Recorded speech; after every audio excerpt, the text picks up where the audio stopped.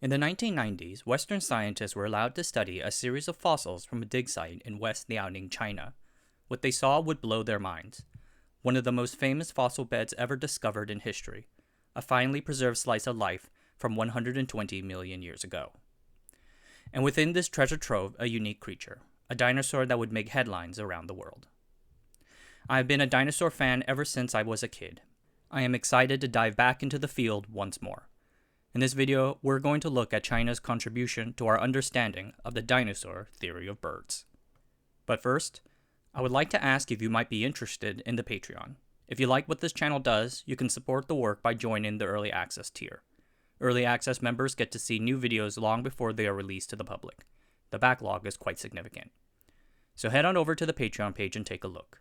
I deeply appreciate anything you'd be able to sign up for. Thank you, and on with the show. If you're like me and the rest of my generation, most of us have not really read up on dinosaur literature since the first Jurassic Park movie. You should dive back in. A lot has happened since then, like a whole lot. One big thing that has happened has to do with the dinosaur and bird connection. Birds are now dinosaurs, feathered theropod dinosaurs, and the only living ones left on Earth. Which I am still getting used to be honest. It's the Pluto thing all over again. The journey towards this understanding takes a long and winding road. The Wikipedia article on the origin of birds is very well documented and a good place to start. If you like dinosaurs, then I recommend that you check it out. But let's do the quick rundown. In the mid-1800s, the discovery of Archaeopteryx, until a few decades ago the earliest known bird, sparked debate about the connections between birds and reptiles. Thomas Huxley, biologist and a contemporary of Darwin, proposed the animal as a transitional fossil between the two. The theory, though, lost steam in the 1920s after Denmark's Gerhard Heilmann wrote a book called The Origin of Birds. In this titillating tome, Heilmann concluded that though there were many similarities between birds and dinosaurs, the former did not descend from the latter. The primary reason for this was because that scientists at the time believed that dinosaurs had reduced, insignificant clavicles, while birds did not, i.e., they had wishbones. Heilmann, like many others at his time, believed that evolution was not reversible. Thus, he had to conclude that birds and dinosaurs were cousins, sharing a common ancestor, rather than having a direct link. Heilmann's work stood as the generally accepted theory for 4 decades. Then, in the 1970s, 2 broad shifts in the academia helped revitalize the bird-dinosaur connection. The first shift began with the work of John Ostrom. He discovered and described a new family species of dinosaur, Deinonychus. This large, powerful predator forced scientists to revisit their assumptions of what dinosaurs were and how they acted. For instance, whether they were cold-blooded or warm-blooded. The animal similarities to modern birds and Archaeopteryx, especially in the forelimb bones, revitalized the dino-bird descendant hypothesis. This work came along at a time when the academic community started to adopt the classification methodology called cladistics. This groups together species using their derived traits with the idea of discovering the most recent common ancestor. Together, these kicked off the dinosaur renaissance. Support for the dinosaur bird theory continued to grow over the years.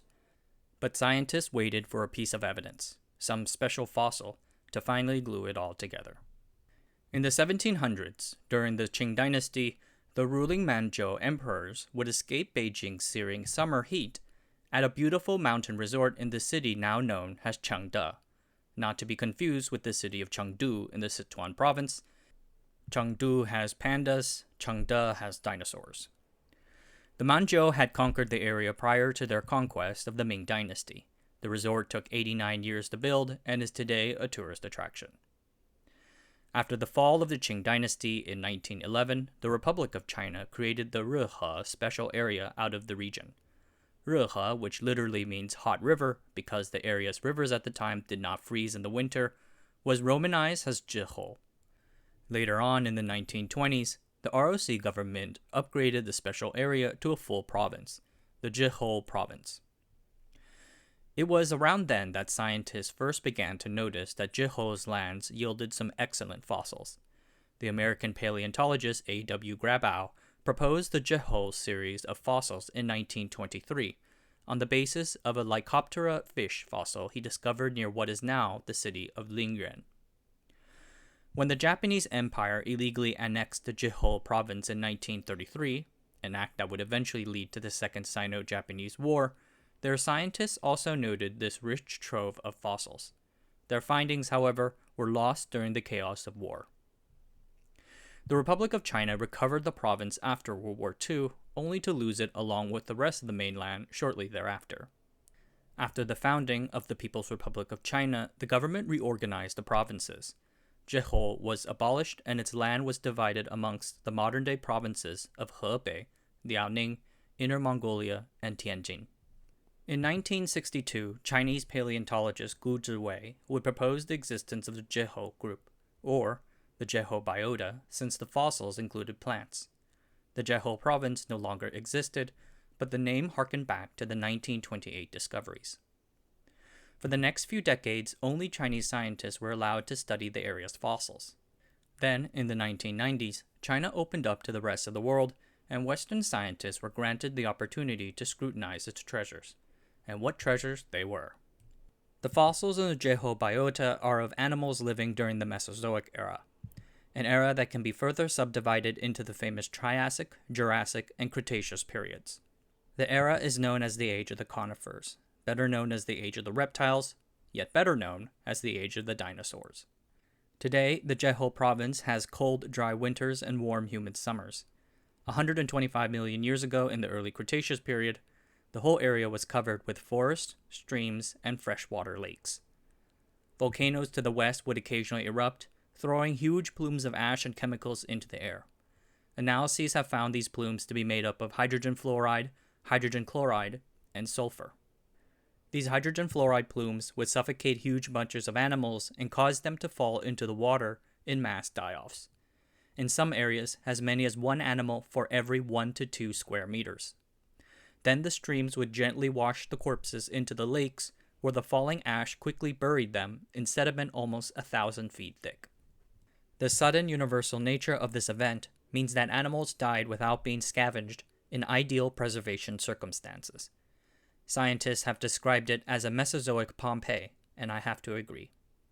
Fossil traits include feathers, skin, muscles, eyes, and even the ovarian follicles of birds. Fossilized melanosomes allow us to reconstruct the coloring of certain animals. Even stomach contents were preserved, giving us a glimpse into what these animals hunted and ate. Thanks to these fossils, we now know, for instance, that large Mesozoic mammals, shrew-like things 3 feet or 1 meter long, ate baby dinosaurs. And the biota's diversity was stunning. Scientists have found fossils of mammals, insects, plants, fish, salamanders, frogs, crocodiles, lizards, pterosaurs, clams, snails, and turtles. But some of the most impactful fossil discoveries have been of those of both early birds and feathered dinosaurs. In 1993, Chinese paleontologists Hou Lianhai and Hu Yuaming received a fossil from a collector. The collector had found it at a local flea market in the town of Shihe, in the locality of Beipiao. They determined that the fossil belonged to a series of early birds, not just a new species, but a whole new grouping of species, or genus. They named this genus after Confucius, Confuciusornis. The Chinese name is Kongzi Niao, literally Confucius bird. For the sake of my sanity, I am going to refer to this grouping from now on as the Confucius birds. Confucius birds existed about 130 to 120 million years ago. Its bird ancestor Archaeopteryx lived some 30 million years prior. They look like ravens and generally are about the size of a pigeon. We call it an early bird, but by this time Confucius birds already shared many traits with today's birds. It is likely that by then, such birdish traits have already disseminated across a wide variety of similar species families. The animal had a beak without teeth, and it had toe pads and scaly skin on its feet. And there are great similarities in the wings, though Confucius birds, like Archaeopteryx, probably did not fly, likely glided down from trees. Confucius bird fossils are common in the Jehol biota, and there are over 1,000 existing specimens belonging to many different species. They probably flocked in large groups in the area. Interestingly enough, many of these fossils have been smuggled abroad to be sold to private collectors. Since they were the fossils of birds rather than dinosaurs, I reckon they did not fall under the protected import categories. Okay, so now we have the bird fossils. But as I mentioned earlier, Confucius birds did not predate Archaeopteryx. Thus, though it is a very interesting fossil, its discovery did not really contribute all that much more to what was already known about the origins of birds. Supposing that birds really did descend from the dinosaurs, birdish dinosaurs should be out there. They needed something more. And a few years later, that something came about. In 1996, two scientists from the Chinese Geological Museum of Beijing published a paper about a fossil found by a farmer, again in the town of Jehol. The fossilized animal had feathers down its spine and sides. Unlike the aforementioned Confucius bird, though, the writers of the paper did not call it a bird. Rather, it was a dinosaur, the first ever found with feathers, and declared to be a transitional species between dinosaurs and birds. This dinosaur would be named Sinosauropteryx. In Chinese, they call it Zhonghua Long Niao, literally meaning Chinese dragon bird. Sinosauropteryx was a compsognathid theropod, a classification of bipedal dinosaurs with hollow bones and three-toed limbs. Compsognathus were portrayed in the movie Jurassic Park: The Lost World. In that movie, they were the size of a chicken, but today scientists believe them to be more like the size of turkeys. The Sinosauropteryx fossil even preserved the animal's stomach contents. It had recently eaten a lizard and some eggs. They were also able to extract information about its coloring. The dinosaur likely had raccoon-like facial markings and dark light countershading characteristic of open environments. Not only did the discovery show that feathered dinosaurs can exist, it also helped the prevailing rebuttal against the dinosaur origin of birds. Up until its discovery, all the possible theropod candidates for avian ancestorship lived in the late Cretaceous period. But Archaeopteryx lived in the late Jurassic period, which caused a time paradox. Sinosauropteryx helped significantly close the gap, pushing back the dino-bird transition by millions of years. The dinosaur made the world news and suggested that the lands that would later become China were a center of bird evolution. Almost immediately after the announcement, however, opposing voices emerged to challenge the dinosaur feather conclusion. They vociferously argued that the fossilized markings were not actually feathers or even proto-feathers, but rather degraded collagen fibers. Basically something like a frill that you might find on a lizard. The authors argued that people calling Sinosauropteryx a feathered dinosaur were engaged in wishful thinking. The debate went back and forth for about a decade, but an influential paper in 2017 settled the matter for the broader academic community.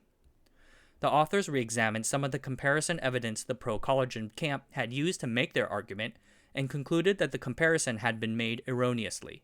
What we had thought were collagen fibers on ichthyosaurs were scratch marks on fossils. The community has largely accepted this, though the debate on the origin of feathers and how they had been used continues. It is now generally accepted that Sinosauropteryx had feathers. The Jehol fossil site would yield many more famous feathered dinosaurs. These would provide the most significant evidence supporting the dinosaur origin of birds. A bevy of early bird and feathered dinosaur fossils. Notable examples include, and I'm really going to mess these names up, Protarchaeopteryx robusta, Caudipteryx zoe, Bapiosaurus inexpectus, and more. The discovery of the Jehol biota fossils represent a significant paradigm shift in our understanding of dinosaurs and is rightly recorded as such in history. The area continues to yield excellent fossils from many species, and today the site is now the location of the China Jehol Extinct Organism Fossil Exhibition. A museum is being built there to commemorate the groundbreaking science that came out of its lands. Alright everyone, that's it for tonight. I hope you guys enjoyed. If you want more content, you can like and subscribe to the channel. The feed will show you a bunch of new videos, kind of like this one to watch. And remember to hit up the email newsletter to sign up. Want to send me an email? Drop me a line at john@ageonometry.com. I love reading your emails. Until next time, I'll see you guys later.